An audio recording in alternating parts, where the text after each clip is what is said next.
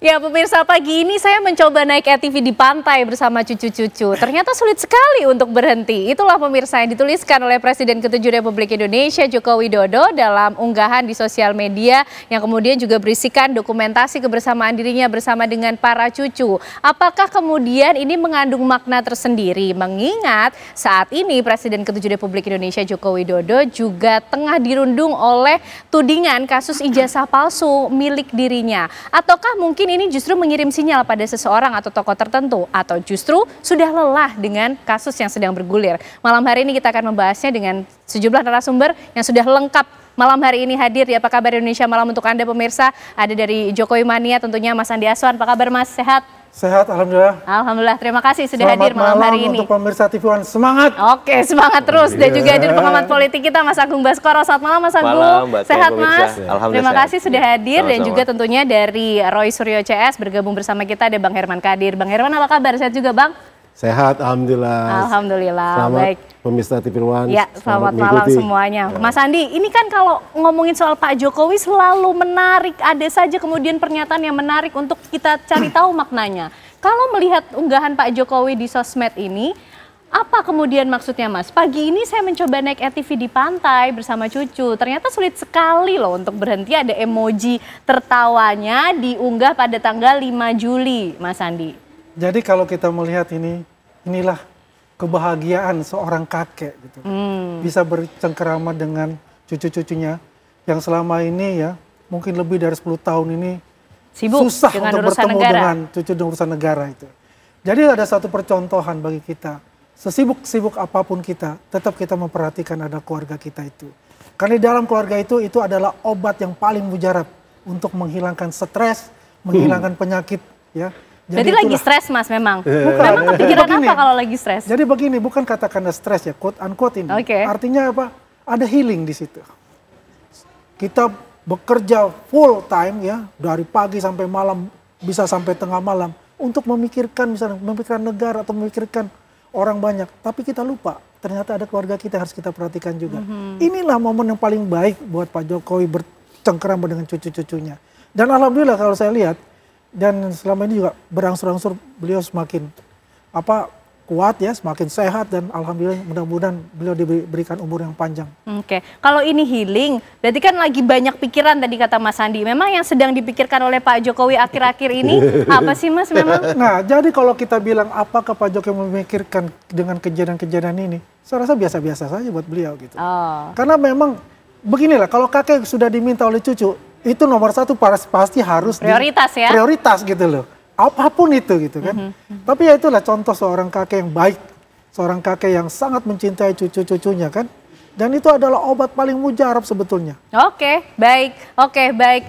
Bang Herman, kalau Bang Herman melihat ada makna yang berbeda tidak sih dari unggahan Pak Jokowi? Kalau ini tadi healing, jangan-jangan memang punya pikiran tertentu, ada beban pikiran sendiri Pak Jokowi? Ya kalau saya lihat ya sebagai manusia biasa ya wajar-wajar saja dia mencintai keluarganya, anak-anak cucunya ya kan, apalagi kan selama ini Pak Jokowi sangat memperhatikan keluarga.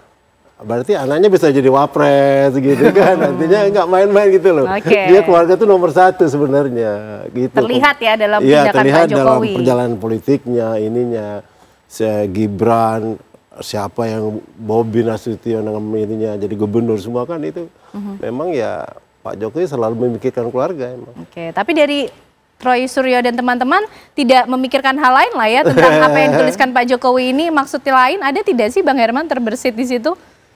Ya kalau kami sih normal-normal saja ya, artinya memang Pak Suryo sebagai pengamat, Ibu Tipa sebagai pengamat, dan respon dia sebagai pengamat ya kalau menurut aku wajar-wajar saja, apalagi mereka kan meneliti sebuah ijazah yang menurut beliau ya penuh keraguan ya kebenarannya, dan di dalam undang-undang keterbukaan kita kan kita ada undang-undang keterbukaan, transparansi, dan itu wajar-wajar saja dan tidak dilarang gitu, apalagi kan beliau seorang presiden, artinya dia pejabat publik.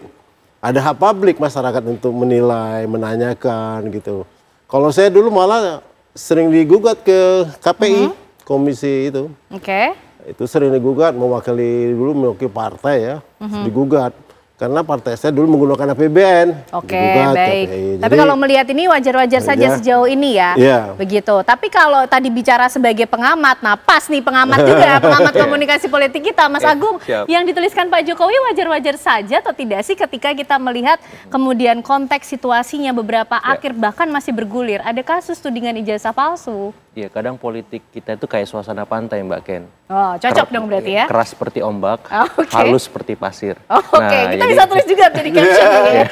Jadi apa namanya, saya melihat ketika berkumpul sama keluarga, Pak Jokowi berupaya untuk halus seperti pasir. Jadi ya situasinya ya family first gitu. Jadi ya gimana caranya supaya kehangatan, keharmonisan, ya rakyat seperti rakyat biasa lah. Karena kan suka atau tidak beliau ini aktor politik kawakan. Pasti ada agenda setting di sana, framingnya, brandingnya ya sedikit banyak ya saya sama seperti rakyat lain. Ya trademark merakyat itu kuat ketika ada postingan ini. Saya lihat karena apresiasinya lumayan besar ya Mbak. Yang kedua memang kalau bisa bicara keras seperti ombak tadi ketika sudah tidak bersama keluarga, ketika beliau ngomong ke media, beliau sedang didelegitimasi, dihancurkan reputasinya dan seterusnya. Saya kira disitulah Jokowi dalam artian sesungguhnya bicara bahwa ya beliau harus kokoh, kuat, tegas menghadapi siapapun lawan-lawan politiknya yang di seberang sana sampai kapanpun. Dan saya kira ini penting juga kita melihat bahwa ya Jokowi juga manusia gitu loh. Presiden iya, tapi juga manusia yang memang seperti kita, nggak ada bedanya. Dan saya melihat branding merakyat ini tidak akan pernah dilepaskan Pak Jokowi. Itu menjadi ciri khas. Ciri khas, trademark dia, brandingnya dia. Dan itu pengen disampaikan terus kepada publik bahwa beliau tidak berubah. Ya seperti inilah beliau. Tapi kan sekarang ada upaya lain yang membuat tren rakyat itu akan sedikit banyak tereduksi dengan masalah-masalah yang beliau hadapi seperti Isasa, kemudian Mas Wapres dengan pemakzulan, kemudian Mas Bobi dengan soal Blok Medan semacam itu. Jadi ini perlu direspon semua, sedikit banyak citra merakyat ini bisa lentur, citra merakyat ini bisa pudar kalau beliau gagap menghadapi masalah-masalah itu. Dan ya itu terafirmasi juga dalam banyak temuan, salah satunya teman-teman indikator ketika merilis telesurvei bahwa ya ini tingkat kesukaan publik sekarang ada di 72%. Biasanya kan melambung nih, ya itu tinggi tapi turun. Nah maksud saya ini warning ke Pak Jokowi, hati-hati dengan ya serangan bertubi-tubi yang dilakukan teman-teman di seberang sana karena ini efektif. Oke, Mas, tapi kalau misalnya kemudian ini efektif, mungkin juga lebih kita melihat menariknya pada momentum saat ini ya, kasus-kasus yang tengah dihadapi oleh Pak Jokowi. Kenapa kemudian juga sepertinya kasusnya ini juga tidak kunjung adem, tidak linier begitu efek yang ditimbulkan gitu Mas Agung? Persis, ya kita tahu Pak Jokowi ini kan memimpin 2 periode. Kemudian yang kedua ketika beliau selesai periodenya, beliau melanjutkan itu lewat putranya yang akhirnya menimbulkan masalah etik dan membuat sampai hari ini belum tuntas sepenuhnya. Jadi ada elit-elit yang dalam tanda petik tidak nyaman. Ya saya sering mengungkapkan ini kan ada Istana Hambalang, Istana Solo, Istana Cikeas, Istana Teuku Umar, Istana Ciganjur, Cendana, dan istana-istana lain. Nah ini kan punya kepentingan semua. Apakah dalam waktu dekat, waktu nanti, 2029 misalkan. Waktu dekat ini ya gimana caranya setelah pemilu selesai, day to day politicsnya itu tetap jalan. Dalam tanda petik ya tadi, mengobjektifikasi kekuatan Pak Jokowi agar tidak terlalu rapat dengan Istana Hambalang. Karena kalau terlalu rapat ini juga akan merugikan istana yang lain. Nah di saat yang sama, Istana Hambalang juga berpikir kalau saya terlalu tendensi ke Solo, ini juga nggak bagus buat balance of power. Saya harus mengungkapkan ini secara seimbang, proporsional, profesional juga. Ya kalau memang masalahnya masalah hukum ya ikuti prosesnya. Kalau masalahnya politik ya ikuti alurnya. Yang penting saya wasit lah di sini. Kita kira Istana Hambalang mungkin perannya seperti itu karena sedikit banyak kan akhirnya konsentrasi kita tersedot ke soal ijazah, pemakzulan. Ya, kita lupa misalkan ada CEPA, ada tarif tram yang 19% yang itu menjadi substansi pemerintahan. Oke. Nah, Mas Andi, ini kalau bicara soal keluarga orang dekat, Jokman juga orang dekat Jokowi lah ya gitu. Ini kalau kemudian melihat unggahan Pak Jokowi, Mas Andi, ini sebetulnya nampaknya berusaha ingin keras seperti ombak, lembut seperti pasir, tapi juga nampaknya tidak mengademkan suasana yang sedang berlangsung, malah kayaknya semakin panas, Mas Andi. Ya itu kan versinya media mainstream aja kan. Oh gitu ya. Padahal ngunggahnya di media sosial kan, Mas. Semakin lama ini kan semakin naik itu ratingnya kan. Akhirnya banyak juga sponsor masuk. Ya itu bercanda lah. Jadi intinya adalah Pak Jokowi ini tangguh lah untuk menghadapi semua cobaan itu. Ya, dan juga kami adalah pendukung Jokowi juga kita die hard untuk itu. Menepis anasir-anasir bola-bola liar ya ingin mendiskreditkan beliau. Kan sekarang udah terbuka sedikit demi sedikit. Sudah mulai kan. Bagaimana yang pihak sebelah itu menghajar kita bisa-bisa, tapi kita selalu defend dengan mengungkapkan data dan fakta. Menjawab semua dugaan-dugaan anasir-anasir dari mereka semua.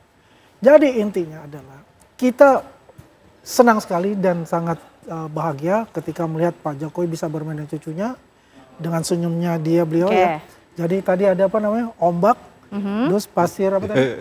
Keras seperti ombak, lembut seperti pasir. Keras seperti ombak, lembut seperti pasir. Dan jangan lupa, pasir pun berbisik. Yang mau dibisikkan apa, Mas Andi? Kalau kemudian mengungkap data dan fakta, kenapa ijazahnya juga tak kunjung diungkapkan ke publik? Berbisik kepada seluruh masyarakat Indonesia. Kencang jagalah persatuan dan kesatuan. Utamakan itu. Jangan terprovokasi oleh berita-berita hoax yang dilancarkan oleh pihak yang menyerang Pak Jokowi dan keluarga. Oke, baik. Itulah arti dari pasir berbisik itu. Ya kan? Jadi sudah terrangkum semua. Ada sekuat ombak, terus halus seperti pasir, dan pasir pun akan berbisik menyampaikan pesan dan kesan itu. Pasirnya berbisik menyampaikan kesan pesan, Bang Herman, katanya ada pihak-pihak yang coba menghembuskan berita-berita hoax nih. Jadi gini, tempo hari saya pernah diwawancari iNews, di situ ada video Jokowi menyatakan saya kasihan persoalan ini kalau saya naikin katanya, saya lap. Nah saya melihat dari konstur tubuh Pak Jokowi itu kayaknya mau dicabut perkara ini, mau selesai di situ gitu dari bahasanya itu. Tapi ternyata malah ini, nah ini saya jangan-jangan ini mainan lawyernya ini, gue lihat nih, supaya ini saya bisa jawab. Kontraknya, nanti jawabnya tapi Mas kontraknya bisa panjang lagi gitu loh. Kan lawyer fee-nya bayar terus, ngalir terus jamnya kan, ya ini, jadi dimainkan terus ini supaya jadi panjang gitu loh. Padahal Pak Jokowi mimiknya itu udah mau selesai sebenarnya. Oh gitu. Tapi ya kiri kanannya ini, terutama lawyernya ini. Oh gitu ya. Biar kontraknya bisa panjang. Jadi gitu. Semakin menarik nih, justru kemudian semakin banyak pihak yang terlibat, semakin banyak kemudian bisikan-bisikan yang ada, agendanya jadi semakin macam-macam nih Mas ya. Nanti dijawabnya ya oleh para narasumber, usai jeda kami kembali untuk Anda pemirsa.